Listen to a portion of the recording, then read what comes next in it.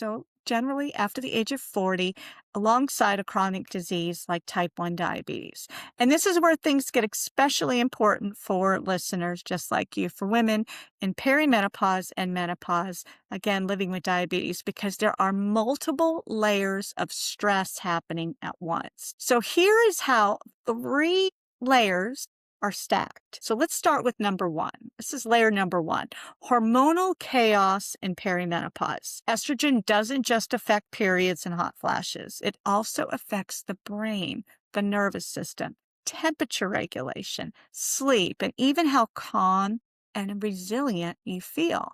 So the key point here is fluctuating and declining estrogen. Notably in perimenopause, this is going to equal less nervous system stability. The more fight or flight response, this will lower our HRV score. So when estrogen is fluctuating, the nervous system can feel less buffered. Again, it's got less to kind of protect it or to kind of bounce off in a healthy way. So you may feel more reactive, more anxious, more sensitive to poor sleep, less able to bounce back from stress. The second layer is progesterone decline. This equals less calm. Again, progesterone is that calming, relaxing hormone. So if it's declining, we're naturally going to feel less calm, right?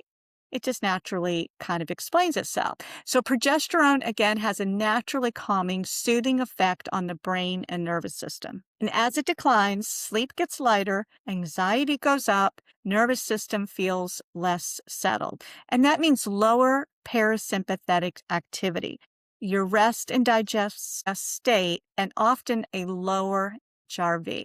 So optimally, a good HRV and a good healthy score means that you are in a parasympathetic range. So the third layer to this is blood sugar variability and insulin resistance. This is a big one. Blood sugar swings are a stressor on the body. I think that's something we forget, that the up and down in that roller coaster is obviously causing more inflammation and more stress to our system, not only physically, but emotionally, right? And even when we're used to living with diabetes, years now, I'm coming up on 44 years, the body still experiences highs and lows and the corrections and the variability as a form of physiological stress. So this is really important to know. Now, the 4 key points. So again, we talked about those 3 layers.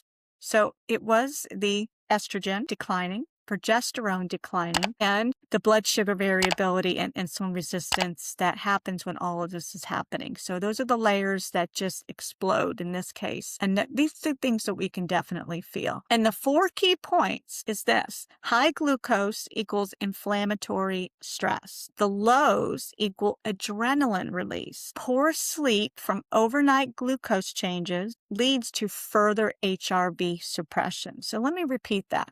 So when we are not getting that restful sleep, we are not feeling, getting in that REM high quality sleep cycle.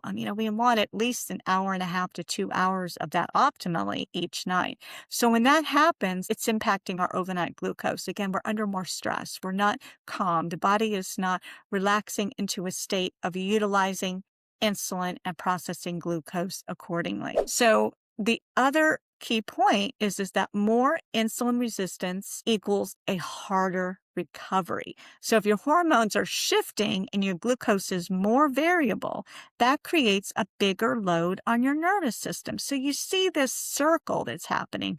This really turns into a vicious cycle if we don't really understand what's happening. And number 4, the combined state higher metabolic load. So this is where it all comes together beautifully. When you put together fluctuating hormones, sleep disruption, insulin resistance, blood sugar swings, and the mental load of diabetes, your body is carrying a much heavier metabolic load. That means your nervous system has fewer chances to fully recover. Places we often see that show up is in our HRV, or our heart rate variability.